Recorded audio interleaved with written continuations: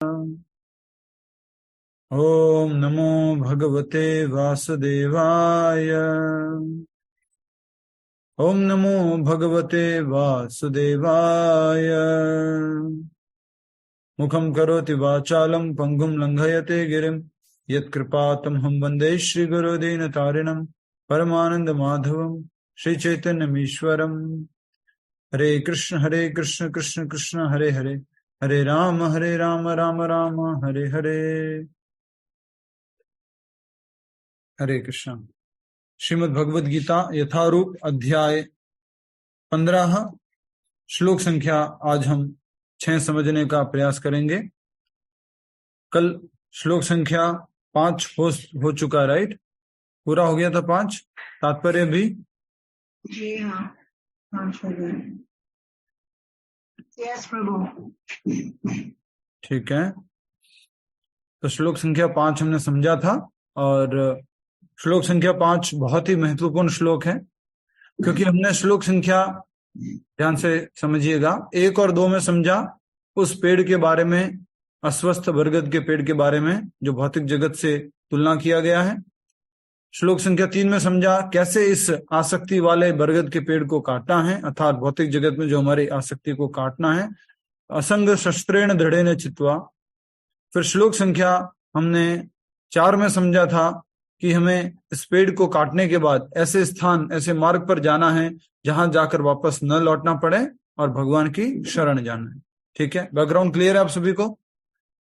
तो अब उस भगवान के धाम जाने के लिए, उस मार्ग पर जाने के लिए क्या क्वालिफिकेशंस हैं, वो आप सबने कल पढ़ी थी, और वो इस प्रकार से हैं। निर्माण मोह जित संग दोषा, अध्यात्म नित्या विनिवृत्त कामा, द्वंद्वैर्विमुक्ताः सुख दुख संगे, गच्छन्त्यमूढ़ा पदमव्ययम् तात। तो क्या कहा जा रहा है कि जो झूठी प्रतिष्ठा, मोह, कुसंगति, जो शाश्वत तत्व को समझते हैं, जिन्होंने भौतिक काम को नष्ट कर दिया है, जो सुख दुख में के द्वंद्व से विमुक्त हैं और जो मोह रहित होकर परम पुरुष के शरणागत होना जानते हैं, वे उस शाश्वत राज्य को प्राप्त होते हैं। तो भगवान के धाम जाने के क्या क्वालिफिकेशन है, क्या है, टिकट क्या है? इस प्रकार का टिकट हमने 11वें अध्याय में भी समझा था। कोई बता सकता है? भगवान के धाम जाने का टिकट हमने 11वें अध्याय में भी समझा था, बताइए। सूत्र 11वें अध्याय में समझा था भगवान के धाम जाने का सूत्र, कोई बता सकते हैं? 11.15 था प्रभु। हाँ जी, 11.15। 11.15 ना? 11.15। हाँ 11.15 जी नहीं माता जी, प्रभु जी 11.54। 54, 11.54 कि 55? 55 है, 55 है। 55 नंबर का श्लोक क्या है,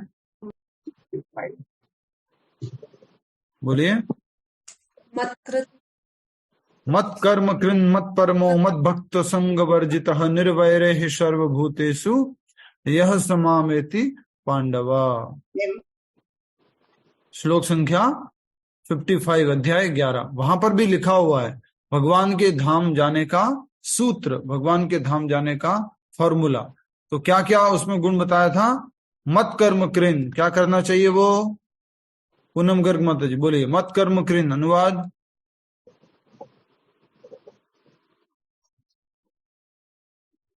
प्रभु हरे कृष्ण, उसमें बताए हे अर्जुन, जो व्यक्ति मैं बोल रहा हूँ उसका अर्थ बोलिए प्लीज। मत कर्म कृन्, मत कर्म कृन् मतलब मेरा कर्म करने में भगवान का कर्म करना।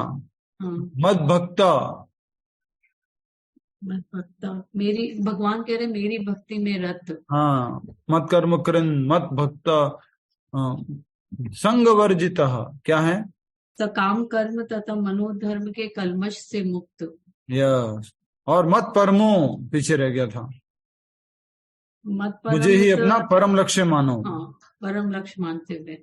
निर्वैरः, मतलब किसी से भी शत्रुता नहीं करना, ये शत्रुता रही। वैर नहीं करना, निर्वैरः सर्वभूतेषु, ठीक है।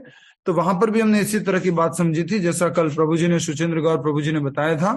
अब यही शब्दों को यहाँ पर बताया जा रहा है। कौन कौन से शब्द हैं? गीता तेजानी माता जी कोशिश कीजिए। पहला है निर्माण मोहा, निर्माण मोहा। तो इसमें क्या क्या हो गया? निर्माण मतलब कि झूठी प्रतिष्ठा, निर्माण झूठी प्रतिष्ठा। दूसरा मोह मतलब मोह। तीसरा क्या है? जित संग दोषा। क्या मतलब है इसका? कुसंगति नहीं रखना। यस, कुसंगति नहीं रखना। जित संग दोषा, जो गलत संगति या कुसंगति उसके ऊपर जीत पा ली है। फिर है अध्यात्म नित्या, मतलब क्या है? आध्यात्मिक ज्ञान में। बोलो। आध्यात्मिक यस, तो कहा गया है शाश्वत तत्व को समझने, तो इसी को बोला जाता है आध्यात्मिक ज्ञान में जानने का प्रयास, अध्यात्म नित्या। फिर है विनिवृत्त कामा। क्या मतलब है? जो काम से मुक्त, भौतिक काम को नष्ट कर दे। यस, काम से मुक्त है। काम से क्या अर्थ होता है? जो भौतिक इच्छा को और क्या बोलेंगे? कौन सी इच्छा? भौतिक इच्छा, ऐसी कोई भी इच्छा जो अपनी इंद्रिय तृप्ति के लिए, उसको बोलते हैं काम, ठीक है। काम।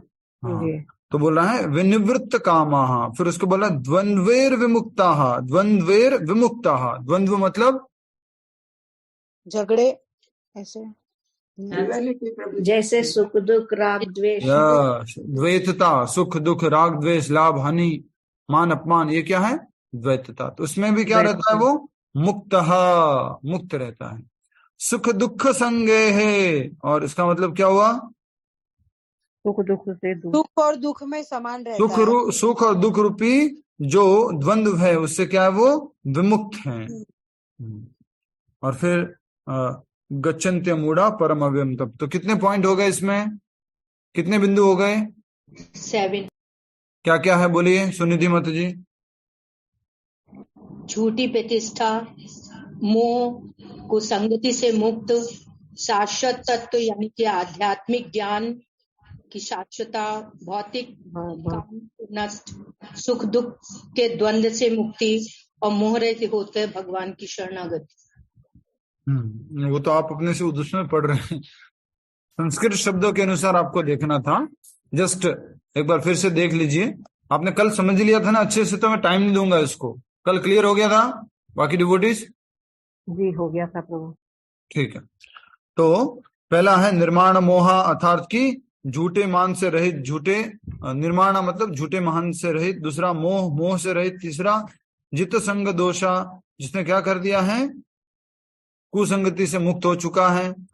फिर अध्यात्म नित्या, आध्यात्मिक ज्ञान का शाश्वत रूप से अनुशीलन करता है। विनिवृत्त कामाः, अर्थात काम से निवृत्त हो गया है, मुक्त हो गया है। द्वंद्वेर विमुक्ता, द्वंद्व से मुक्त है। जैसे कौन सा द्वंद्व? जैसे सुख दुख का द्वंद्व।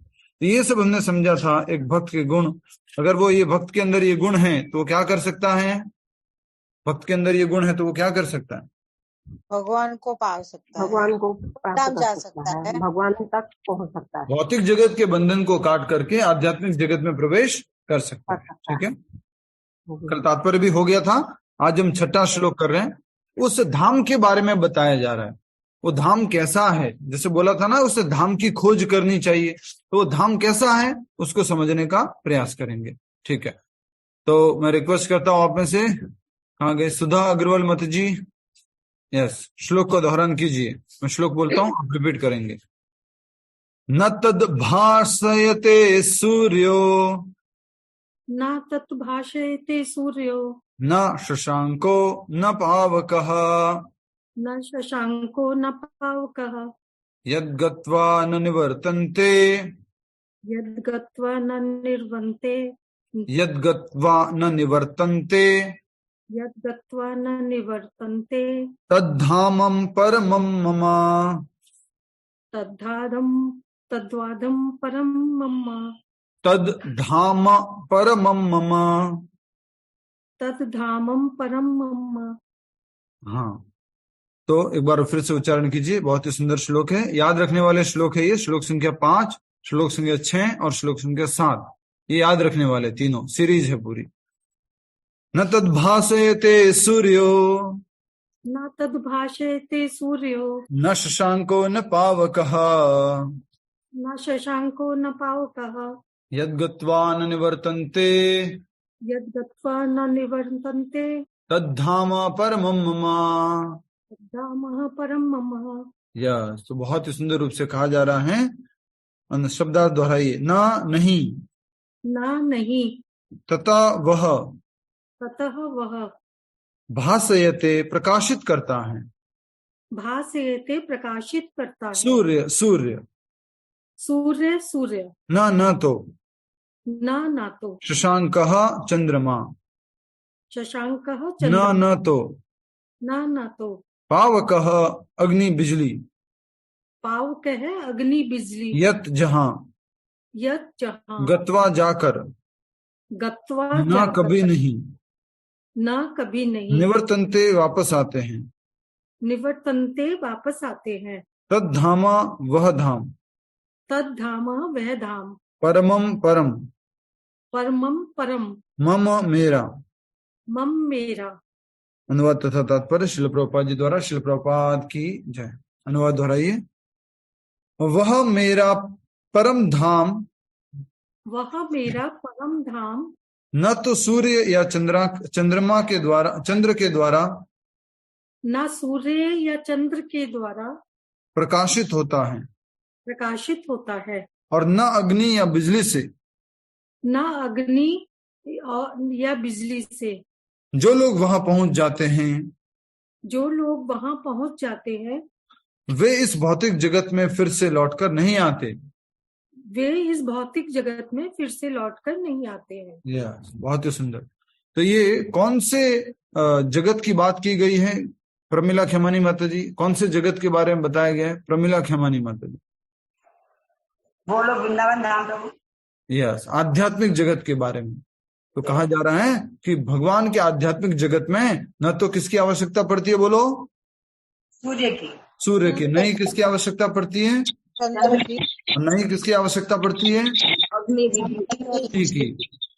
और कहा जा रहा है कि वहां जाने के बाद भौतिक जगत में फिर से कोई व्यक्ति वापस नहीं आता। Very nice. तो हमने श्लोक संख्या 4 में समझा था कि हमें इस पेड़ को काट देना है, हमें जो है असंगति के शस्त्र से इस पेड़ को काटना है, और ऐसे स्थान की खोज करनी है जहां जाके वापस न लौटना पड़े और भगवान के शरणागत होना है।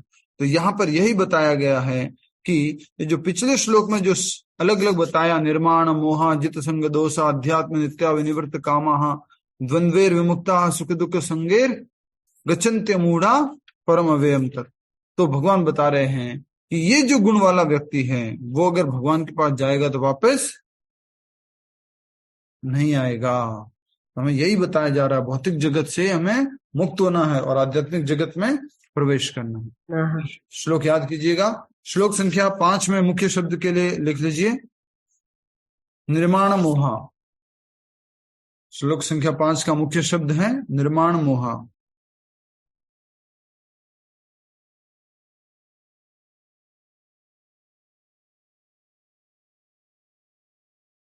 श्लोक संख्या 6 में इंपॉर्टेंट शब्द लिखिए न तद भाषयते। वैसे तो याद करने के लिए तो यही शब्द है, लेकिन मुख्य शब्द के रूप में लिखना चाहे अलग से तो लिखिए यद गत्वा न निवर्तन्ते। यद गत्वा न निवर्तन्ते। कुछ लोग आप में से बहुत इंटेलिजेंट है, जितने में मैं उनको बताता हूं ना कि कौन सा इंपॉर्टेंट शब्द है, उतने में तो पूरा श्लोक लिख लेते हैं और 2-3 बार में पढ़ भी लेते हैं। तो कहा जा रहा है यद गत्वा न निवर्तन्ते। क्या मतलब हुआ बोलो? इसका इशारों से समझाएंगे सभी लोग। 1 2 3 स्टार्ट। इशारों से समझाइए। Very nice. और कोई डिवोटीज जिन्होंने नहीं बताया इशारों से बताइए। जिन्होंने नहीं बताया है? ठीक है, वेरी नाइस शैल शर्मा माता जी। Yes. तो इसको इस तरह से कहेंगे, यद गत्वा न निवर्तन्ते, इस वापस जगत में वापस नहीं आता है। ठीक है, तो गत्वा मतलब जाना, न निवर्तन्ते मतलब वापस नहीं आता है, निवर्तन्ते मतलब आना। ठीक है, आपके पास एक इंपॉर्टेंट श्लोक है। कई बार आपसे लोग पूछेंगे गोलोक वृंदावन मुक्ति मिलती है क्या? क्या गारंटी है कि वहां जाने के बाद वापस नहीं आएंगे? किसने बोला नहीं आएंगे? तो आप बोल सकते हैं भगवान श्री कृष्ण ने बोला है, अध्याय 15 श्लोक संख्या 5। छह प्रभु जी, 6 श्लोक संख्या 6 है के सामने है, तो भी ऐसे क्यों कर रहे हैं? श्लोक संख्या 6, ठीक है प्रभु जी। हेडिंग यही है, हेडिंग जो श्लोक का मुख्य रूप से यहाँ पर अर्थ निकल ही रहा है, जैसा कि आप जानते हैं, और वो ये है, जीव की पुनरावृत्ति पर रोक, जीव की पुनरावृत्ति पर रोक। कहाँ पुनरावृत्ति होनी थी गीता माता जी? कहाँ पुनरावृत्ति हो रही थी? पुनरावृत्ति के जगत में वापस जन्म नहीं होगा, पुनर्जन्म नहीं वो होगा। कहाँ रही थी? पुनरावृत्ति कहाँ हो रही थी? इधर भौतिक जगत में। यस, भौतिक जगत में बार बार ये जन्म मृत्यु का चक्र चलता रह रहा था। तो ये पुनरावृत्ति रुक जाएगी। कैसे रुक जाएगी? यद गत्वा न निवर्तन्ते, वहां जाकर के वापस इस लोक में नहीं आता। तद धाम परमम, और ऐसा धाम जो है भगवान का धाम है, और वो कैसा है? परम धाम। ठीक है, अब हम तात्पर्य को समझने का प्रयास करेंगे। तात्पर्य बहुत बड़ा है और बहुत महत्वपूर्ण है, वेरी वेरी इंपॉर्टेंट तात्पर्य। समझ जाया करो, जब भी प्रभुपाद जी तात्पर्य दे रहे हैं, मतलब श्लोक क्या है बोलो? इम्पोर्टेंट है। हाँ, जब भी प्रभुपाद जी थोड़ा बड़ा तात्पर्य लिख रहे हैं, मतलब बहुत महत्वपूर्ण श्लोक है। पूरी दुनिया में लोग नहीं जानते थे, ज्यादातर लोग नहीं जानते थे, ज्यादातर लोग स्वर्ग को ही मुक्ति बोल देते थे, गोलोक वृंदावन के बारे में अच्छे से सुना नहीं था। प्रभुपाद जी ने सब लोगों को बता दिया, गोलोक वृंदावन स्पिरिचुअल वर्ल्ड, मोक्ष का मतलब क्या है, सब बता दिया। तो अभी हम तात्पर्य समझ रहे हैं। तात्पर्य श्रील प्रभुपाद जी द्वारा। श्रील प्रभुपाद की जय। यहाँ पर आध्यात्मिक जगत अर्थात भगवान कृष्ण के धाम का वर्णन हुआ है, जिसे कृष्ण लोक या गोलोक वृंदावन कहा जाता है। तो भगवान के धाम के दो नाम कौन कौन से हैं? कृष्ण लोक और गोलोक वृंदावन। गोलोक वृंदावन। यस, कृष्ण लोक क्यों बोलते हैं इसको? कृष्ण का कृष्ण भगवान। यस, क्योंकि कृष्ण भगवान का ही वो लोक है, गोलोक है। हरे कृष्ण, हरे कृष्ण, हरे कृष्ण, हरे कृष्ण, हरे कृष्ण, हरे कृष्ण। ठीक है,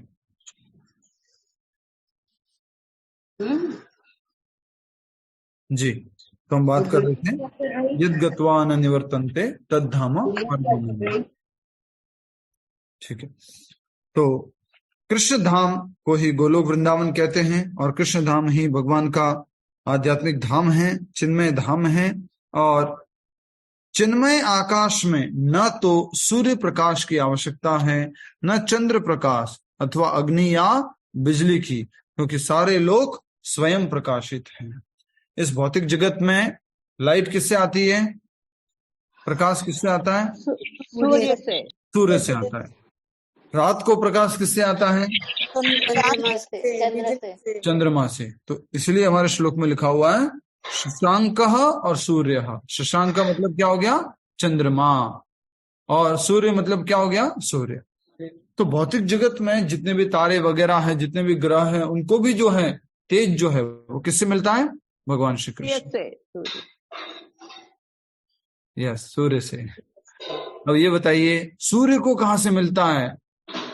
भगवान श्री कृष्ण से। शांता उन्नीथन माता जी, माइक से पीछे से आवाज आ रही है आपके। यस, भगवान कृष्ण ने कहां पर कहा है कि सूर्य और चंद्रमा को तेज भी मेरे से आता है? कहां पर कहा है? बोलो, इंपॉर्टेंट है, ये जानना जरूरी है आपको। प्रभु जी 7.8 में सोम अप्सु कौन्तेय। यह 7वें अध्याय का 8वां श्लोक। देखिए सभी लोग, बहुत इंपॉर्टेंट है, नहीं तो कंफ्यूज हो जाओगे। ये भगवान खुद बता रहे हैं 7वें अध्याय के 8वें श्लोक में। मिला आप सभी को?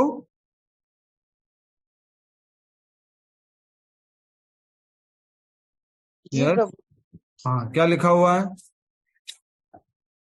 हे कुंती पुत्र, मैं जल का स्वाद हूँ, सूर्य तथा चंद्रमा का प्रकाश हूँ, वैदिक मंत्रों में ओमकार हूँ, आकाश में ध्वनि हूँ तथा मनुष्य में सामर्थ्य हूँ। यस, तो भगवान कह रहे हैं कि सूर्य तथा चंद्रमा का प्रकाश भी मैं हूं। तो सूर्य चंद्रमा को जो प्रकाश आ रहा है, तेज आ रहा है, उसके आदि सोर्स कौन है? भगवान श्री कृष्ण। अच्छा, ये तो क्लियर है आप सबको? सूर्य और चंद्रमा क्या है? बोलो, सूर्य और चंद्रमा क्या है? ग्रह और उपग्रह। ठीक है, और कोई? भगवान की शक्ति। ठीक है, ठीक है, रुक जाओ। अच्छा, और कोई बताइए, क्या है सूर्य और चंद्रमा? विराट भगवान के नेत्र है, भगवान के शरीर से प्रकट ठीक है, होने वाला विराट रूप के तो हो गए, नेत्र हो गए। ठीक है, और बताइए सूर्य और चंद्रमा क्या है? भगवान की ज्योति है, भगवान की ज्योति से प्रकाशित हो। वो तो ठीक बात है, और कुछ? भगवान के ऐश्वर्य में भी तो दोनों। भगवान का ब्रह्मन, भगवान की आंखें। ठीक है, ये तो हो ही गया, ये तो आपने बिल्कुल ठीक बताया। सूर्य और चंद्रमा, भगवान का निर्विशेष प्रकाश। ठीक है, ये भी बात ठीक है। ब्रह्म ज्योति। ब्रह्म ज्योति है, ठीक बात है। ठीक है, ठीक है, ठीक है, तो हम आगे इसमें नहीं बढ़ते, जितना आपने बताया उतना ही ठीक है। तो बताया जा रहा है कि सूर्य और चंद्रमा जो है वो इस भौतिक जगत में होते हैं और आध्यात्मिक जगत में नहीं होते, क्योंकि आध्यात्मिक जगत क्या है? स्वयं प्रकाशित। अभी तो किसी ने सही उत्तर दिया ही नहीं कि सूर्य और चंद्रमा क्या है। प्रभु भगवान का एफर्जेंस है, उसी से प्रकाशित है ना। प्रभु जी देवता तो ही है, फिर भी उसके भगवान स्वयं। माता जी ऐसे कैसे होगा? आप भी कुछ बोल रहे थे, क्या है सूर्य और चंद्रमा? महतत्व। वो तो ठीक बात है, सब आप सही ठीक ठीक बोल रहे हैं थोड़ा सा, पर सूर्य जो है वो क्या है? मतलब वो ग्रह आग का गोला, ऊर्जा का स्रोत। ग्रह पोस्ट है, पोस्ट। सूर्य क्या है? बोलो, पोस्ट। पोस्ट है। अच्छा, अभी उस पोस्ट पे कौन बैठा हुआ है? विवस्वान। हाँ, और अभी चंद्रमा की पोस्ट पे कौन है? पुरंदर नहीं, सोम। चंद्रमा की जो पोजीशन है उस पे बैठे हुए हैं सोम। ठीक है, इंद्र की पोजीशन पे कौन बैठा हुआ है? पुरंदर। ठीक है, तो हम बात कर रहे थे कि भगवान के धाम में न तो सूर्य की आवश्यकता है, न चंद्रमा की आवश्यकता है, न अग्नि या बिजली की आवश्यकता है, क्योंकि सारे लोग स्वयं प्रकाशित हैं। ऐसा नहीं है कि भगवान के धाम में सूर्य सेवा में नहीं लग सकता है, चंद्रमा सेवा में नहीं लग सकता है, लग सकता है, लेकिन भगवान के धाम को प्रकाशित करने के लिए उस सूर्य या चंद्रमा की आवश्यकता नहीं।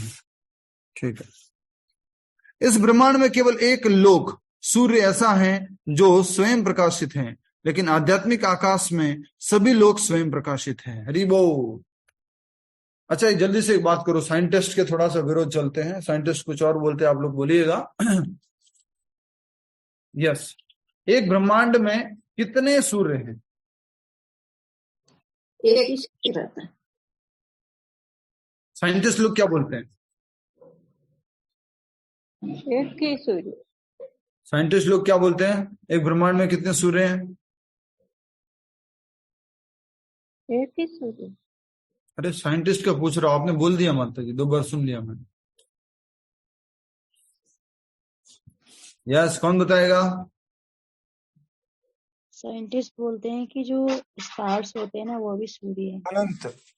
अनंत। अनंत। हाँ, अनंत बहुत सारे सूर्य बोलते हैं। और अच्छा जी, शाबाश जी। स्वाति जी बताइए, साइंटिस्ट क्या बोलते हैं? बच्चों को पढ़ा रहे होंगे ना आप लोग।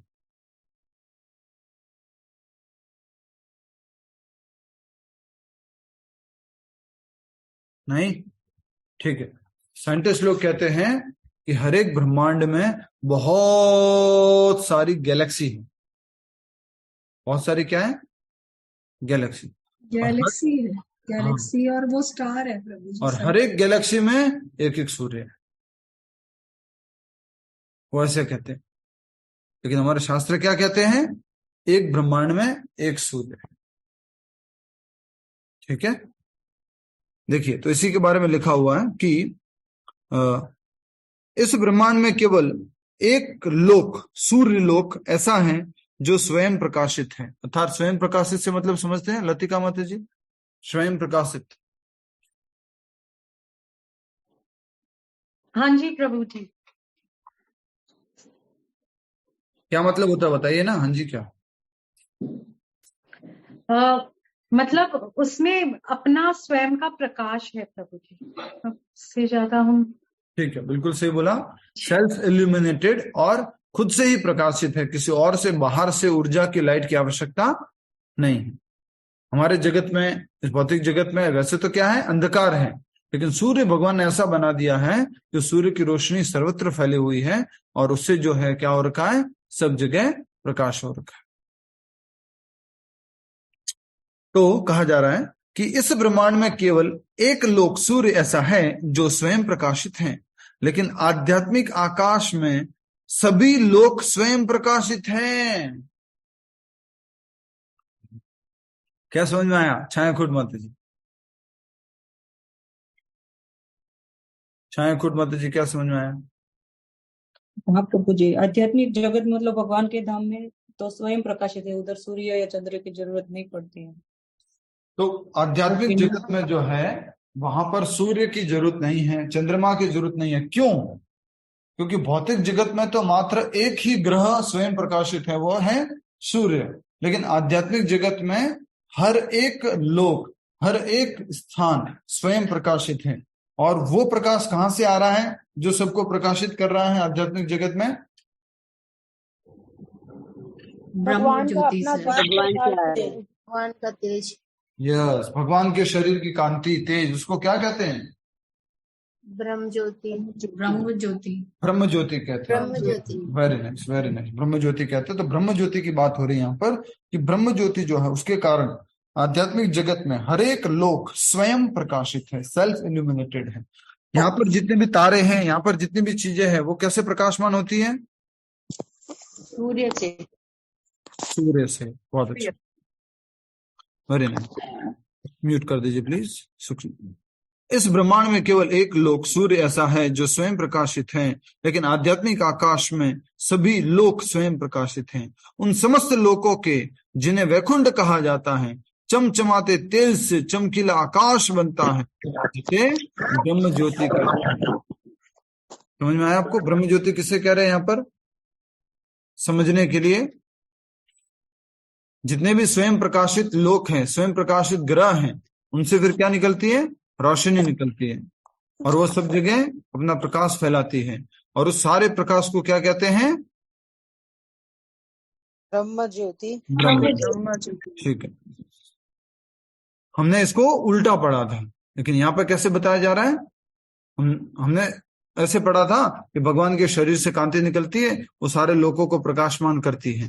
यहाँ पे क्या कहा जा रहा है? सारे लोग जो है वो प्रकाशमान है, वो और प्रकाशमान में आपस में फिर वो जो रोशनी विस्तार करते हैं, और उस रोशनी को क्या बोला जाता है? ब्रह्म बोला जाता है।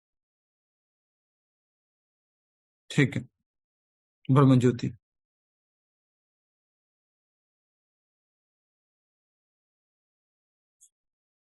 जी, कहा जा रहा है कि लेकिन आध्यात्मिक आकाश में सभी लोग स्वयं प्रकाशित हैं। उन समस्त लोकों में जिन्हें वैकुंठ कहा जाता है, चमचमाते तेज से चमकीला आकाश बनता है जिसे ब्रह्म ज्योति कहते हैं। वस्तुतः यह तेज कृष्ण लोक, गोलोक, वृंदावन से निकलता है। अब बात आ गई, सही वाली सीधी वाली बात आ गई। वस्तुतः ये प्रकाश कहां से निकल रहा है? कृष्ण लोग वृंदावन से।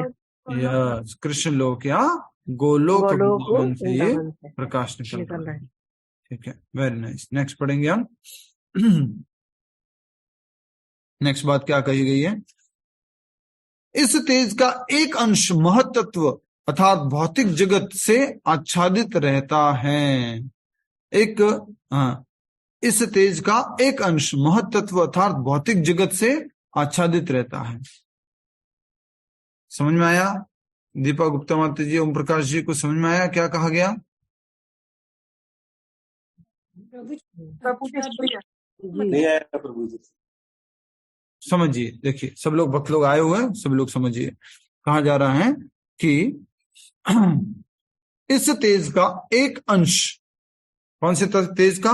गोलोक वृंदावन में जो तेज निकल रहा है, भगवान के शरीर की कांति, उस तेज के ग्रह की, उस ग्रह वाले तेज ग्रह वाले की जो कांति निकल रही है भगवान के गोलोक धाम की, उसका एक अंश महत्त्व अर्थात भौतिक जगत से आच्छादित रहता है। कहने का अर्थ है भौतिक जगत में मुख्य तत्व क्या है? जहां से भौतिक जगत का विस्तार शुरू होता है, जहां से पंच महाभूत बनते हैं, जहां से 3 गुण बनते हैं, जहां से पंच इंद्रिया बनती हैं, पंच विषय बनते हैं, वो क्या है मुख्य बिंदु? महत्त्व। तो उसी महत्त्व के बारे में कहा जा रहा है कि वस्तुतः यह तेज कृष्ण लोक गोलोक वृंदावन से निकलता है। इस तेज का एक अंश महत्त्व अर्थात, तो ये जो भगवान के तेज है उसका एक अंश क्या कहलाता है? महत्त्व। ठीक है, नेक्स्ट। अर्थात भौतिक जगत से आच्छादित रहता है। भौतिक जगत से आच्छादित रहता है। क्या आच्छादित रहता है? महत्त्व। अर्थात भौतिक जगत के अंदर में कौन रहता है? महत्त्व। वो आध्यात्मिक जगत में जितना भी प्रकाश है उसका कितना है? एक अंश। ठीक है, नेक्स्ट। इसके अतिरिक्त ज्योतिर्मय आकाश का अधिकांश भाग तो आध्यात्मिक लोकों से पूर्ण है, जिन्हें वैकुंठ कहा जाता है, और जिनमें से गोलोक वृंदावन प्रमुख है। तो भगवान के जो धाम हैं वो धाम में कितने हैं? इसके अतिरिक्त ज्योतिर्मय आकाश का अधिकांश भाग तो आध्यात्मिक लोकों से पूर्ण होता है। चलो जल्दी बताओ। रीमा माता जी, आप हो सके तो डिस्प्ले कीजिए। ये जो ब्रह्मांड का पिक्चर है, क्रिएशन चार्ट है, वो डिस्प्ले कीजिएगा। ठीक है, आप लोगों को प्रश्न बताना था। गोलोक वृंदावन कहते हैं।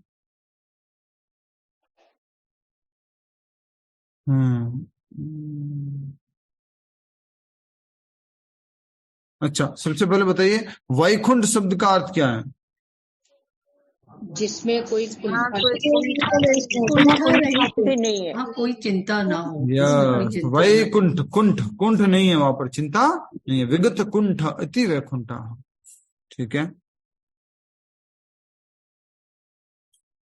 इसके अतिरिक्त ज्योतिर्मय आकाश का अधिकांश भाग तो आध्यात्मिक लोकों से पूर्ण होता है, जिन्हें वैकुंठ कहा जाता है, जिनमें से गोलोक वृंदावन प्रमुख है। ठीक है, अब देखिए जल्दी से, नहीं समझ में आया तो पूछ लीजिएगा वापस। चार्ट बड़ा कीजिए, बड़ा कीजिए। तत्व का समझ में नहीं आया, ठीक से समझाइए ना। ठीक है, महत्त्व रसोई के एग्जाम्पल्स है, बोलिए। अब महत्त्व का एग्जाम्पल रसोई का है, बताइए। प्रभु जी, आटा और रोटी। मान लीजिए घर में आटा पड़ा हुआ है एक बॉक्स के अंदर, उस आटे को हमने गूंथा और उससे हमने क्या बनाया? उसी आटे से चपाती बनाई, उसी आटे से पराठा बनाया, उसी आटे से जो है आपका पूड़ी बनाई, उसी आटे से कुछ और बनाया। तो सब उसी आटे से बन रहा है, लेकिन उन सब का सोर्स क्या है? उन सब का एक भाग, इन सब का शुरुआत कहाँ से होता है? आटे से। रीनल माता जी, क्लियर है आपको? रिनल माता जी क्लियर है? माइक किनका बंद करो। हरे कृष्णा। हेमलता हमारी पेडी माता जी। अच्छा यस, रिनल माता जी को क्लियर हुआ थोड़ा? हाँ हाँ। जैसे मैं आपसे पूछूं रिनल माता जी कि इस जगत में जितना भी पेपर है वो पेपर का महत्व क्या है, तो आप क्या बोलेंगे? माइक अनम्यूट करके बोले। रेखा बिश माता जी माइक बंद रखिए। लकड़ा प्रभु जी। हाँ जी, लकड़ा। लकड़ा, यस वेरी नाइस। तो वो क्या है? महत्त्व। तो उसी प्रकार से भौतिक जगत जो है वो पूरा 3 गुणों से आया है। पृथ्वी जल अग्नि वायु आकाश उसी 3 गुणों का विस्तार है। तो कहा जा रहा है कि इन तीनों गुणों का जो है वो केंद्र क्या है, तो कह सकते हैं हम क्या है वो? महत्त्व, जहां से ये 3 गुण आते हैं। ठीक है, यस। अभी जल्दी से पिक्चर देख के बताइए जो फोटो डिस्प्ले किया है, आध्यात्मिक जगत का भाग कितना है और भौतिक जगत का भाग कितना है?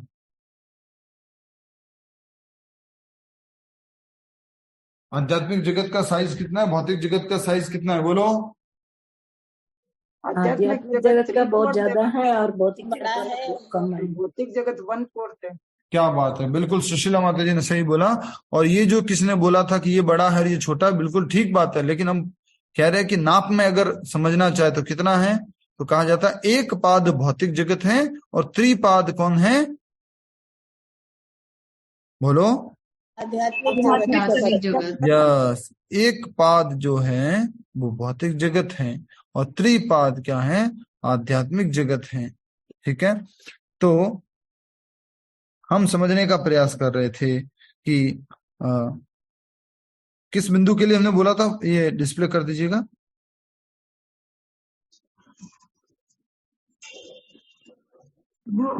महातत्व प्रभु जी प्रमुख है। हाँ जी, वैकुंठ कहा जाता है जिनमें से गोलोक प्रमुख है, ये बताने के लिए। हाँ, तो वापस से वही बताना चाह रहे थे। अब देखिए थोड़ा सा इसको जूम इन कीजिए,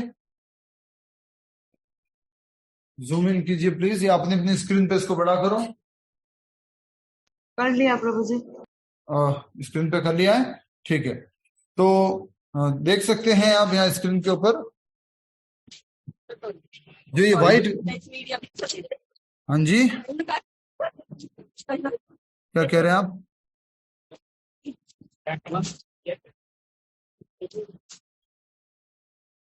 अचलाराम जी माइक म्यूट कर सकते हैं? अचलाराम जी, सुशीला शर्मा जी, अचलाराम जी माइक म्यूट कर सकते हैं? हरि बोल। यस, धन्यवाद।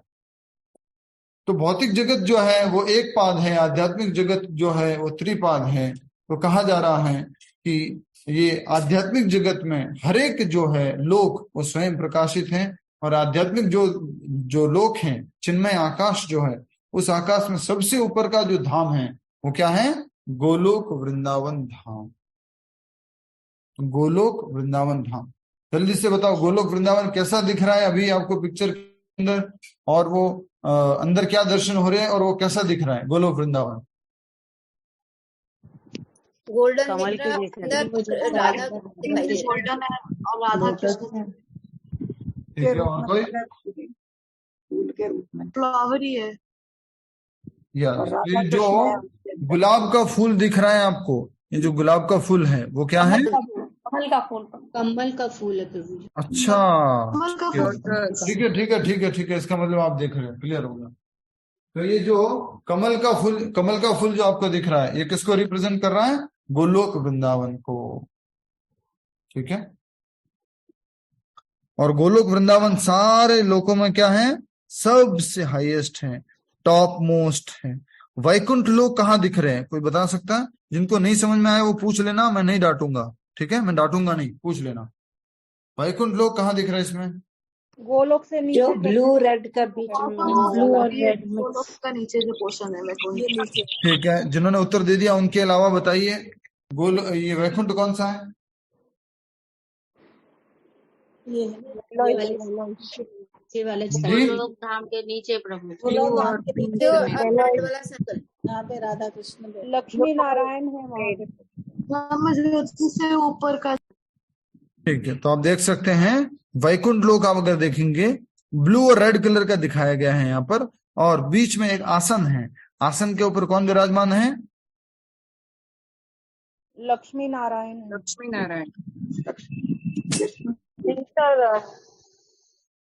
लक्ष्मी नारायण जी विराजमान है इस आसन के ऊपर। इसके आसपास क्या दिख रहे हैं आपको? छोटे छोटे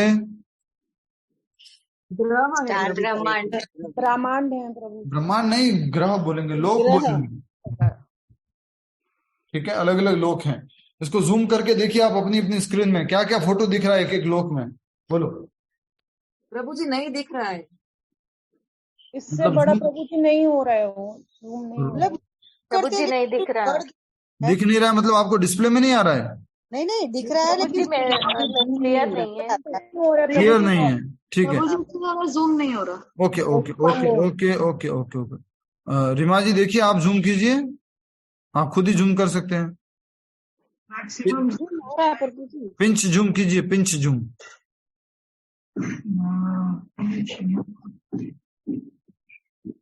इधर लिखा हुआ ना 100%, उसके ऊपर और क्लिक कीजिए। राइट में ऊपर लिखा हुआ 100%, और बढ़ाइए। तो जब बड़ा होते है तो नहीं दिखता है ना। आप कोशिश कीजिए एक बार। 100% से उसको ज्यादा कीजिए ना। 50% है प्रभु। कितना है? 50% नहीं, we can't see here. You are increasing your something else. You are not increasing your sharing screen. It's 100% only. Hare Krishna Prabhu, actually touch करने के बाद एक हाथ से वाइड करने से सबका मोबाइल पे ओपन हो जाता है, बड़ा हो जाता है। मोबाइल में तो हो रहा है, मोबाइल में लोग बोल रहे हैं कि बड़ा नहीं हो रहा है और ज्यादा नहीं हो रहा है प्रभु, टच करके वाइड ओपन करना है। मैंने वही बोला सबको। हो रहा है, किस सबको हो रहा है? हाँ वो भी हो रहा है प्रभु जी, बट वो जूम करते हैं ना तो ब्लर आउट हो जाता है। ब्लर आउट हो रहा है। ठीक है, एटलीस्ट एक दो पिक्चर का नाम बताइए, एक दो भगवान दिख रहे हैं इसमें, उनका नाम बताइए। थोड़ा सा जूम करने पे दिख जाएगा। यस, एक दो फोटो का नाम बता दो प्लीज। चतुर्भुज प्रभु जी चतुर्भुज विष्णु दिख रहे हैं। चतुर्भुज विष्णु दिख रहे हैं, ठीक है। और चैतन्य महाप्रभु दिख रहे हैं। चैतन्य महाप्रभु दिख रहे हैं? अरे हाँ प्रभु। अच्छा जी, क्या बात। राधा कृष्ण। राधा कृष्ण कहाँ आ गए गोलोक में? गोलोक की बात हो रही है। वैकुंठ की बात हो रही है। वैकुंठ की बात हो रही है प्रभु जी। हाँ, वैकुंठ में वही कह रहा हूँ, वैकुंठ में राधा कृष्ण कहाँ आ गए? प्रभु जी बता दीजिए, नहीं दिख रहा है। मैं दूसरा शेयर कर रहा हूँ, मैं दूसरा प्रभु जी ब्लर हो रहा है, नहीं दिख रहा। जी जी, मैं दूसरा बोलते ऐसे रहे जैसे कि पहली बार दिखा रहा हूँ। सब लोग टूट पड़े बस। कितनी बार दिखा चुका हूं मैं? मुझे याद है अभी तक मैं 121 बार दिखा दिया है। इसमें नहीं दिख रहा है प्रभु जी। हाँ, इसलिए नहीं दिख रहा है। वाह वाह, इसमें नहीं दिख रहा है जूम करने पे। ठीक है, मैं दिखा रहा हूँ, आप लोग देखिएगा। मैं दूसरा फोटो दिखा रहा हूँ। आप सभी के गूगल लिंक में उसमें भी अवेलेबल है, जो क्लासेस के लिए शेयर किया जाता है। और मैं आपको ड्राइव से दिखा रहा हूँ, गूगल ड्राइव से, वहां पर पड़ा हुआ है गोलोक चार्ट। माइक म्यूट रखिए please. Golok chart. Hare Krishna Krishna Krishna Hare Hare Hare Ram. Mic mute कीजिएगा। इम्पोर्टेंट है, एक बार समझना, क्योंकि आज के श्लोक में यही बताया गया है कि वहां जाने के बाद वापस नहीं आता। यद गत्वा न निवर्तन्ते तद धाम परमम मम।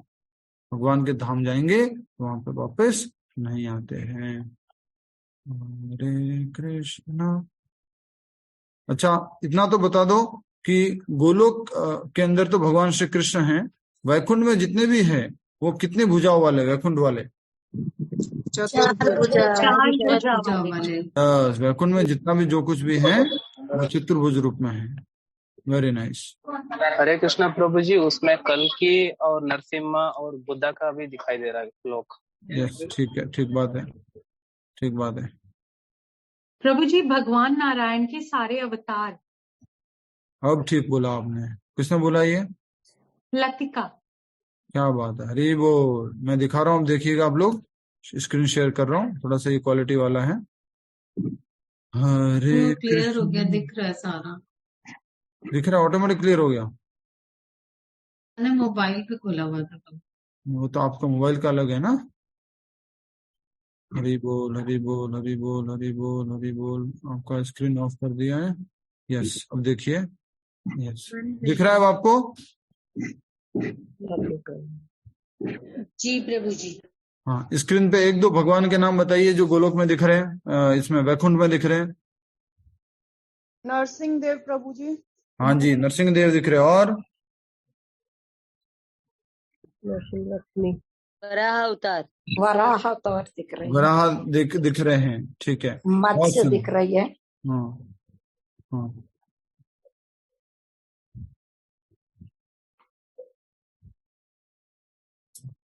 यस, ठीक है। अब देखिए, इस धाम को क्या बोला जाता है, जो वैकुंठ धाम को क्या बोला जाता है और किस नाम से जाना जाता है वैकुंठ को? कृष्णलोक। कृष्णलोक। हाँ नहीं, वैकुंठ की बात हो रही है, इन जनरल बोलेंगे तो। वैकुंठ में और गोलोक में क्या डिफरेंस है? वैकुंठ विष्णु भगवान का लोक है। वैकुंठ जाएंगे तो वापस नहीं आएंगे। भगवान का ऑफिस। ऑफिस है। रुको रुको रुको रुको रुको प्रभु रुको। जी गोलोक वृंदावन भगवान का माधुर्य धाम है। यस, ठीक बात बोली आपने। अच्छा, आप में से किसी ने कहा था कि गोलोक यस, ठीक है, आप में से किसी ने कहा कि गोलोक जाएंगे तो वापस नहीं आएंगे। किसने कहा था? कमला भाटिया ने। हाँ, और वैकुंठ जाएंगे तो वापस आएंगे। शाबाश, प्रभु वहां से भी नहीं आएंगे। प्रणाम स्वीकार करेंगे अब मेरा। प्रभु जी वहां से भी नहीं आएंगे। वैकुंठ कहाँ पर है? गोलोक के बाहर, आध्यात्मिक जगत में। वैकुंठ आध्यात्मिक जगत में है। गलती मत कीजिए ना प्लीज। अचलाराम जी क्यों ऑन कर रहे बार बार माइक? वापिस देखिए एक बार, आप सभी लोग गलती मत कीजिए, समझिए। कमला भाटिया माता जी अच्छे से समझो। दिख रहा है आपको स्क्रीन? दिख रही। कमला भाटिया माता जी उत्तर देंगे और कोई उत्तर नहीं देगा, ठीक है? दिख रही। ओनली कमला भाटिया माता जी, बाकी कोई मत बोलिएगा। ये जो देख रहे हैं आप व्हाइट कलर का, वो क्या नाम से है? व्हाइट कलर का बोलो। ब्रह्म ज्योति। ब्रह्म ज्योति। ये ब्रह्म ज्योति भी स्पिरिचुअल वर्ल्ड में है, और स्पिरिचुअल वर्ल्ड में जन्म मृत्यु जरा व्याधि कुछ भी नहीं है। और ये जो ब्रह्म ज्योति के जस्ट नीचे माउस दिख रहा है मेरा माता जी? हाँ, ये जो नीचे कारण ओशन लिखा हुआ है, कारण सागर लिखा हुआ है, ये जो पूरा है ये भौतिक जगत है। ये पूरा भौतिक जगत है। ब्रह्म ज्योति के ऊपर आध्यात्मिक जगत है। अर्थात भौतिक जगत से ऊपर अगर आप चले गए, आध्यात्मिक जगत में चले गए, तो वापस आप नहीं आओगे, चाहे वो ऐश्वर्य धाम हो या माधुर्य धाम हो। क्लियर है आप सभी को? ऐश्वर्य धाम कौन सा है? वैकुंठ। वैकुंठ। यस, जो ऐश्वर्य धाम है वो वैकुंठ है। ऐश्वर्य का मतलब क्या होता है बोलो? भगवान सारे षड ऐश्वर्यों से युक्त। षड ऐश्वर्य हैं। ऐश्वर्य तो सब षड ऐश्वर्य से ही है भगवान तो। फिर भी क्या फर्क कहेंगे अपन? वहां पर सारे भगवान जो हैं पूरा एकदम नियम कायदा कानून के साथ रहते हैं। जैसे कि यहाँ भौतिक जगत में अगर हम उदाहरण दें तो वृंदावन जो है वो क्या है? माधुर्य धाम। माधुर्य धाम। और जो द्वारका है वो क्या है? ऐश्वर्य धाम। ऐश्वर्य धाम। ऐश्वर्य। तो इसको हम समझना है। तो गोलोक में तो भले गरीबी है, थोड़ा शांति है, थोड़ा धन संपत्ति नहीं है, लेकिन जब भगवान द्वारका गए तो क्या था? पूरा ऐश्वर्य ही ऐश्वर्य। 16,108 महल, सब विशेष प्रकार के अलग अलग तत्वों से बना हुआ, और हर एक रानी के लिए एक एक पैलेस, सब कुछ विशेष था। तो जो वृंदावन है वो तो क्या है? माधुर्य धाम। माधुर्य का मतलब समझ रहे? प्रेम का नियम कायदे ज्यादा नहीं है वहां पर। और जो वैकुंठ है वो क्या है? ऐश्वर्य धाम। ठीक है। अच्छा, इसका उदाहरण हमने सुशीला माता जी ने भी दिया था। सुशीला माता जी बताइए कि एक वो एग्जाम्पल कौन सा है जिससे हम समझ सकते हैं भगवान श्री कृष्ण गोलोक में और भगवान श्री कृष्ण वैकुंठ में? बताइए। वैकुंठ में प्रभु जी भगवान ऑफिस में है जैसे, और गोलोक वृंदावन में जैसे घर में है। यस, तो वैकुंठ का अर्थ हो गया जैसे कि भगवान कहाँ पर है? अपने ऑफिस में है। और गोलोक वृंदावन अर्थात क्या हो गया? भगवान जैसे घर में है। घर में इतना नियम कायदा होता है, कानून होता है? नहीं। घर में क्या है? सिंपल, जैसा भी सब लोग रह रहे हैं वैसे आपको भी रहना है। ऐसा नहीं कि घर में आप घुसे तो कई बार वाइफ लोग बोलते हैं, कई बार वाइफ जो है हस्बैंड को बोलते हैं अपना ऑफिस समझ रखा है क्या? ये रखा पानी ले लो, राइट? तो जज के उदाहरण से आपने बताया था, जज के उदाहरण से समझाया था। ठीक है। तो हमेशा याद रखना, जो भौतिक जगत है उसमें जन्म मृत्यु जरा व्याधि होती है। भौतिक जगत में ब्रह्मा जी के लोक तक चले जाओ भले, लेकिन फिर भी वापस आना पड़ता है। लेकिन आध्यात्मिक जगत में अगर आप जाओगे तो वापस नहीं आना पड़ता। तो आज के श्लोक में यही बताया जा रहा है, यद गत्वा न निवर्तन्ते तद धामा परमम मम। वो भगवान श्री कृष्ण का परम धाम है और वहां जाने के बाद वापस नहीं आना पड़ता। इसलिए अब हम आगे समझ रहे हैं। ये जो पैराग्राफ नंबर 2 देखिए सभी लोग। जब तक जीव इस अंधकार जगत में रहता है तब तक वह बद्ध अवस्था में होता है, लेकिन जो ही वह इस भौतिक जगत रूपी मिथ्या विकृत वृक्ष को काटकर आध्यात्मिक आकाश में पहुंचता है त्यों ही वह मुक्त हो जाता है। तो मुक्त कब कहा गया? बोलो, कौन से वृक्ष को काटने की बात की जा रही है? यहाँ पर वृक्ष को काटना है। कौन सा वृक्ष? भौतिक जगत रूपी वृक्ष। यस, जो आध्यात्मिक जगत का प्रतिबिंब है, ये भौतिक जगत, ये विकृत जगत है, इसको किससे काटना है? असंग शस्त्रेण, बोलो, असंग शस्त्रेण दृढ़ेन छित्वा। जो असंगति का शस्त्र है उससे इस भौतिक जगत को काटना है। और फिर क्या कहा जा रहा है कि आध्यात्मिक आकाश में फिर वो पहुंचता है। और उस आध्यात्मिक आकाश में पहुंचने की स्थिति को क्या बोलते हैं? मुक्ति या मुक्त। Very nice. ठीक है, एक बार फिर से पढ़ रहा हूं, आप सभी लोग पढ़ लीजिए।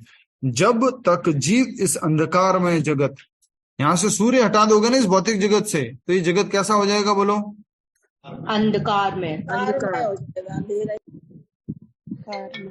और आध्यात्मिक जगत में सूर्य की जरूरत ही नहीं।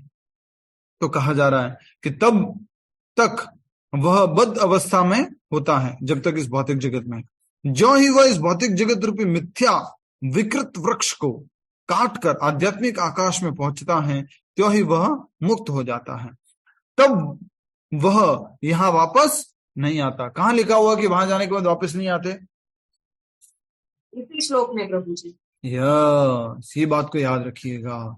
यद गत्वा न निवर्तन्ते तद्धामा परमम मम। भगवान के परम धाम को जाने के बाद वापस इस लोक में नहीं आता है। ठीक है, नेक्स्ट। वैसे आगे भी आ चुका है, पहले भी आ चुका है। एक इंपॉर्टेंट श्लोक आपको याद दिला देता हूं, बस इतना बता दो कि कौन सा वो श्लोक है जिसमें भगवान बोलते जो मेरे जन्म और कर्म को जानेगा उसका पुनर्जन्म नहीं होगा। कौन सा वो श्लोक है? जन्म कर्म जग में दिव्यम एवं यो वेति तत्व पुनर्जन्म नेति नामति सर्वजन। यस, कौन से अध्याय का कौन सा श्लोक है? चौथे अध्याय का 4.6 है। 4.6। हाँ, 4.9 4.9। ये तो याद कर लो, घोट लो, समझ लो, क्योंकि हम भगवत गीता पढ़ रहे हैं, भागवतम पढ़ रहे हैं। अर्थात क्या मतलब है इसका? भगवान की बातों को समझ रहे, भगवान के कर्मों को समझ रहे, भगवान के ज्ञान को समझ रहे, तो क्या होगा उससे? पुनर्जन्म न एति माम एति। उसी प्रकार से कहा जा रहा है कि यद गत्वा न निवर्तन्ते तद धाम परमम मम। अगर भगवान के धाम जाएंगे तो दोबारा वापस नहीं आना है। यद गत्वा न निवर्तन्ते तद धाम परमम मम। नेक्स्ट, तब वह यहाँ वापस नहीं आता। इस बद्ध जीवन में जीव अपने को भौतिक जगत का स्वामी मानता है, लेकिन अपनी मुक्त अवस्था में वह आध्यात्मिक राज्य में प्रवेश करता है और परमेश्वर का पार्षद बन जाता है। भौतिक जगत में अपने आप को क्या मानता है? स्वामी, मालिक, हमने समझा था। और क्या बोलते हैं उसको? तीनों गुणों का, कल परसों डिस्कस किया था ना, तीनों गुणों के ऊपर क्या जमाने वाला? प्रभुत्व। Very nice, very nice. तो कहा जा रहा है कि स्वामी मानता है भौतिक जगत में जीव अपने आप को, लेकिन अपनी मुक्त अवस्था में वह आध्यात्मिक राज्य में प्रवेश करता है और परमेश्वर का पार्षद बन जाता है। पार्षद समझते हैं, भगवान का क्या बन जाता है?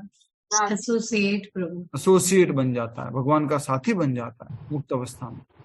अभी हम बन सकते हैं, तुरंत अभी बन सकते हैं बद्ध अवस्था में, एकदम पूरी तरह से कृष्ण के एसोसिएट नहीं बन सकते।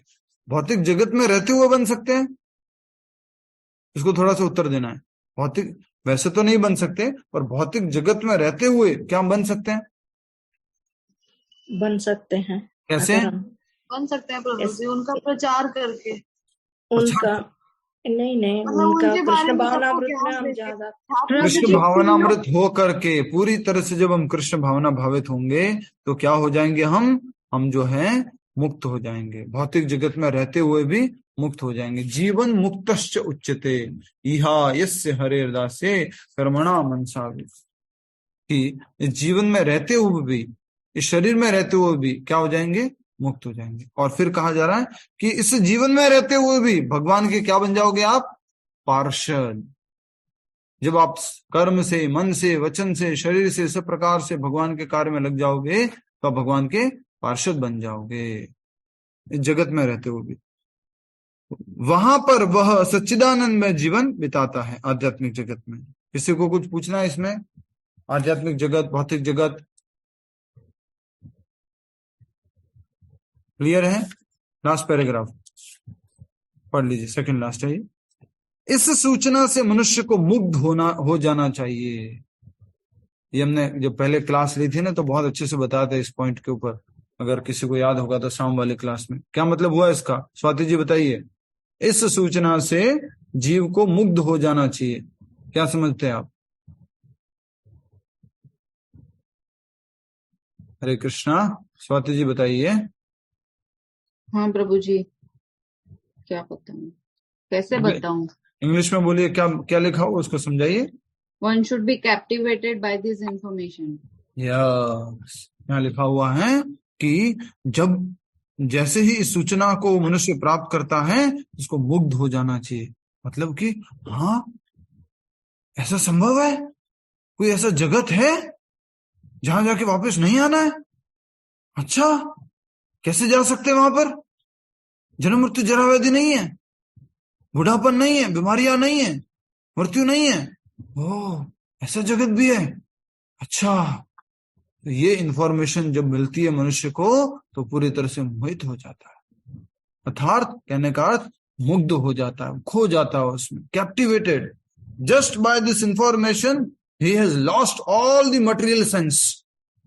भौतिक जगत से जो उसको संबंध था एकदम, ऐसा जगत भी है क्या? ऐसे हम कभी कभी किसी स्थान की इंफॉर्मेशन सुनते हैं, मालूम है आपको, अपने कहीं पर भी मान लीजिए एग्जाम्पल के लिए कि भारत में ही ऐसी जगह है वहां पर हर समय बारिश होती रहती है, हरियाली ही हरियाली रहती है, कभी गर्मी ज्यादा नहीं पड़ती है, हर समय पानी एकदम शुद्ध अवेलेबल रहता है, हवा एकदम शुद्ध अवेलेबल रहती है, शुद्ध देशी गाय का दूध और घी मिलता है, एकदम पवित्र सब्जियां मिलती हैं और किसी भी प्रकार का पॉल्यूशन नहीं है। तो आप क्या कहोगे एक बार तो? हाँ, ऐसी जगह है। वैसे ही यहाँ पर क्या बताया जा रहा है कि इस सूचना से मनुष्य को मुग्ध हो जाना चाहिए, उसे उस शाश्वत जगत में ले जाने की इच्छा करनी चाहिए और सच्चाई से इस मिथ्या प्रतिबिंब से अपने को विलग कर लेना चाहिए। इस झूठी प्रतिष्ठा से, झूठे संबंध से अपने आप को मुक्त करके आध्यात्मिक लोक में चले जाना चाहिए। और कहा जा रहा है कि शाश्वत जगत में ले जाने की इच्छा करनी चाहिए। अच्छा, जल्दी से बताओ, अभी जैसे ही हमने कभी अमेरिका, कभी स्विट्जरलैंड, कभी सिंगापुर या फिर कभी ऐसे अच्छे अच्छे स्थान दर्शनीय जो देखने में बहुत सुंदर स्थान है उनके बारे में सुना, तो हमारे मन में क्या प्रकट हुई, बोलो, वेरी इंपॉर्टेंट है। उसको देखने की इच्छा, जाने की उसको इच्छा, देखने की, हाँ, जाने की इच्छा। वैसे ही आप गोलोक वृंदावन बालक के बारे में आप सुनोगे, आप उसके बारे में जानोगे, तो आपके मन में इच्छा प्रकट होगी। क्या है गोलोक वृंदावन, क्या है वैकुंठ लोक, जब आप उसको अच्छे से समझोगे, जानोगे, तो आपके अंदर भी इच्छा होगी। तो क्या है वहां गोलोक वृंदावन में? पहला ही श्लोक क्या बोलता है? सेकंड नंबर का श्लोक क्या है?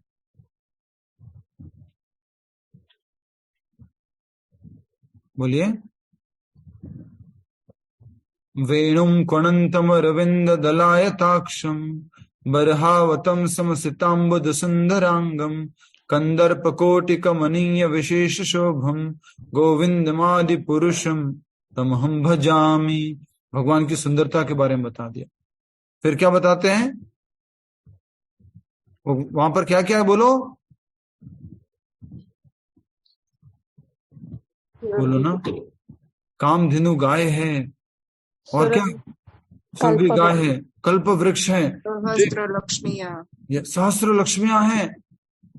तो वो स्थान, ऐसा स्थान के बारे में जब हम सुनते हैं कि वो एक टच स्टोन से बना हुआ जगत है, वहां का हर एक पत्थर, वहां के हर एक वस्तु जो है बहुत ही विशेष है, और वहां जाने के बाद वापस नहीं आना पड़ता, वहां पर जन्म मृत्यु जरा व्याधि नहीं है। ऐसे जगत के बारे में सुनने के बाद हम इस भौतिक जगत को छोड़ करके अनासक्ति के शस्त्र से जगत की आसक्ति को काट करके हम आध्यात्मिक जगत में जाने की इच्छा करते हैं। ठीक है। जो इस संसार से अत्यधिक आसक्त है, उसके लिए इस आसक्ति का छेदन करना दुष्कर होता है। अब समझ में आया आपको? जो जितना इस भौतिक जगत से आसक्त है, उसके लिए क्या डिफिकल्ट है? उससे आसक्ति करना विरक्ति, उतना ही डिफिकल्ट है प्रभु जी। उससे निकलना, आसक्ति से निकलना मुश्किल है, विरक्ति। देखिए ये वाला तो स्वाति जी बताइए, जो पढ़ा हुआ है उसी को पढ़ के बताइए, जल्दी से बताइए क्या मतलब है इसका। जो जितना इस भौतिक जगत से आसक्त है, उसके लिए क्या डिफिकल्ट है? छोड़ना सब कुछ प्रभु जी, डिटैचमेंट। बिल्कुल ठीक बात है। तो जो इस संसार से अत्यधिक आसक्त हैं, उसके लिए इस आसक्ति का छेदन करना दुष्कर होता है। और फिर कहा जा रहा है, लेकिन यदि वह कृष्ण भावनामृत को ग्रहण कर ले तो उसके क्रमशः छूट जाने की संभावना है। इस भौतिक जगत से कैसे मुक्त हो सकते हैं? कृष्ण भावनामृत द्वारा, क्रमशः, धीरे धीरे धीरे धीरे धीरे धीरे कृष्ण भावनामृत के अभ्यास से हम इस भौतिक जगत के बंधन से छूट सकते हैं। उसे ऐसे भक्तों की संगति करनी चाहिए जो कृष्ण भावना भावित होते हैं। उसे ऐसा समाज खोजना चाहिए जो कृष्ण भावनामृत के प्रति समर्पित हो, और उसे भक्ति करनी सीखनी चाहिए। इस प्रकार वह संसार के प्रति अपनी आसक्ति विच्छेद कर सकता है। आपके क्विज में प्रश्न आएगा, संसार के प्रति आसक्ति को कैसे विच्छेद कर सकते हैं? प्रैक्टिकल पॉइंट्स बताइए। इस संसार के प्रति आसक्ति को कैसे विच्छेद कर सकते हैं? प्रैक्टिकल पॉइंट्स बताइए।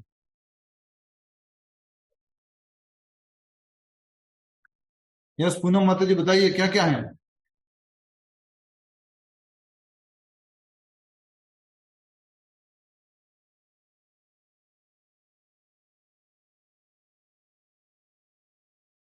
संगति करना। पूनम माता जी, हरे कृष्णा। हरि प्रभु मुझसे पूछ रहे हैं? आप ही है, एक ही है क्लास में। अच्छा, तो उसमें है कि कृष्ण भावनामृत का पालन करना चाहिए, कृष्ण भावना भावित व्यक्ति भक्तों के साथ रहना चाहिए, और ऐसा मतलब हमको ऐसा समाज को खोजना चाहिए जहाँ पर कृष्ण भावनामृत को समर्पित हो। यस, तो देखिए ये सारी चीजें कहाँ पर अवेलेबल है? हरे कृष्णा मूवमेंट में ये अवेलेबल है सारी चीजें। इसलिए कहा जा रहा है कि लेकिन यदि वह कृष्ण भावनामृत को ग्रहण कर ले तो उसके क्रमशः छूटने की संभावना है। उसे ऐसे भक्तों की संगति करनी चाहिए जो कृष्ण भावना भावित हो। तो फर्स्ट क्या हो गया? Devotee association. सेकंड, उसे ऐसे समाज को खोजना चाहिए जो कृष्ण भावनामृत के प्रति समर्पित हो। तो क्या हो गया इसका मतलब? Institution dedicated to Lord Krishna, संस्था जो पूरी कृष्ण भावनामृत है, संस्था जो कृष्ण भावना भावित है, कृष्ण भावनामृत है। ठीक है, नेक्स्ट। इस प्रकार वह संसार के प्रति अपनी आसक्ति विच्छेद कर सकता है। यदि कोई चाहे कि केसरिया वस्त्र पहनने से भौतिक जगत के आकर्षण से विच्छेद हो जाएगा, तो ऐसा संभव नहीं है। क्या मतलब हुआ इसका, जल्पा खनी माता जी? प्रभु जी, वो ये केसरी कपड़ा पहनने से कोई भक्त नहीं बन जाता है। तो क्या मंदिर में जितने प्रभु जी लोग वो भक्त नहीं है? है प्रभु जी, पर कृष्ण भावनामृत में है, वो ही ऐसे आगे बढ़ सकते हैं। कहने का अर्थ क्या है? क्या कहने का अर्थ है?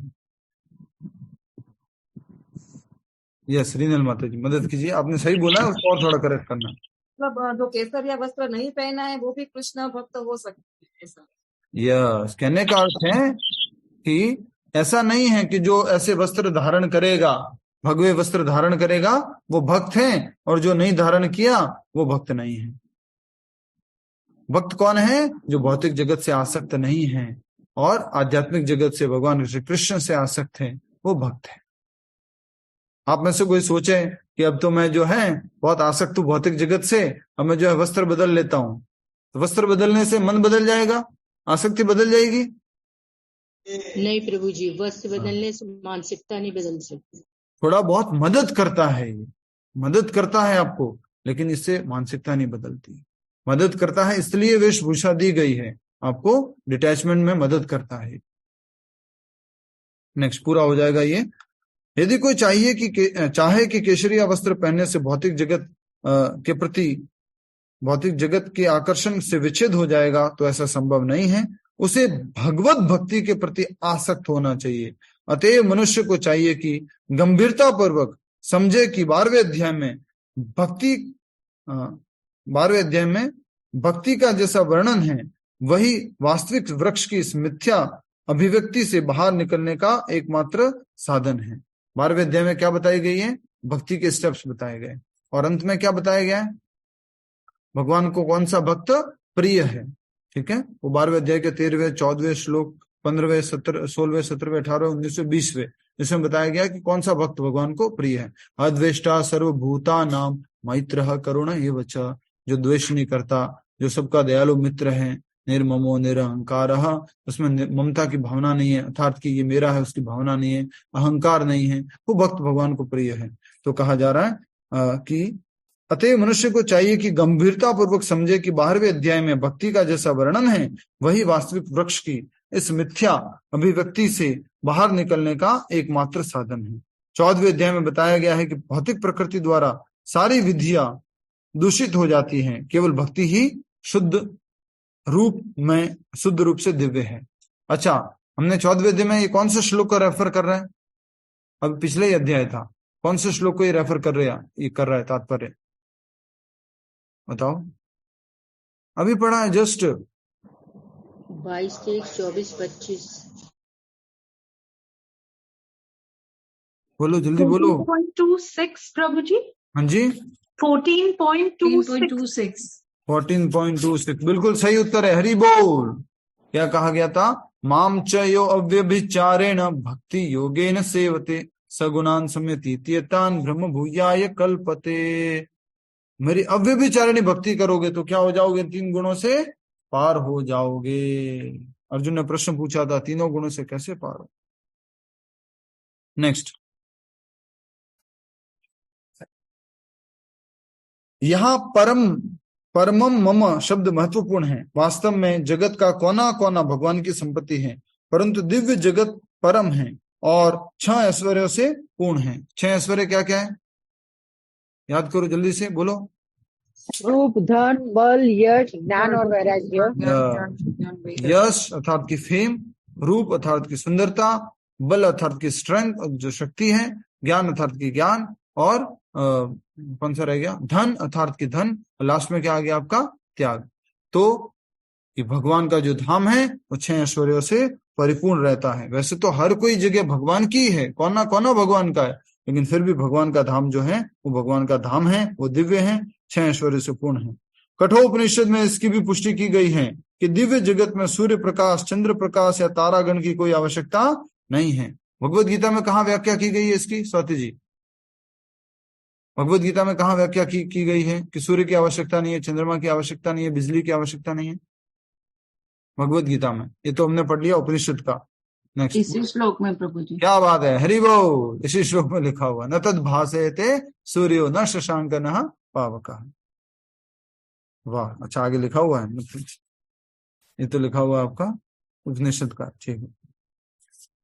न तत्र सूर्यो भाति न चंद्र तारकम, क्योंकि समस्त आध्यात्मिक आकाश भगवान की आंतरिक शक्ति से प्रकाशमान है। उस परम धाम तक केवल शरणागति से ही पहुंचा जा सकता है, अन्य किसी साधन से नहीं पहुंच सकते, मात्र शरणागति से। और शरणागति का अर्थ क्या बताइए, कल समझाया था मैंने अच्छे से। शरणागति का अर्थ क्या है? समर्पण। समर्पण। समर्पण का अर्थ क्या है? जो क्या समर्पण करना है? जो प्रमाणिक गुरु के समय अर्पण करना। समय अर्पण, कल बताया था मैंने, समर्पण बराबर समय अर्पण। और वो कैसे करना है समय अर्पण? प्रमाणिक गुरु के निर्देशन में हमें समय अर्पण करना है। प्रमाणिक गुरु के निर्देशन में, वो जाप करके हो सकता है, वो श्रवण करके हो सकता है, वो कीर्तन करके हो सकता है, कैसे भी हो सकता है, ठीक है। आइए अब हम सब लोग मिलकर के जाप कर लेते हैं।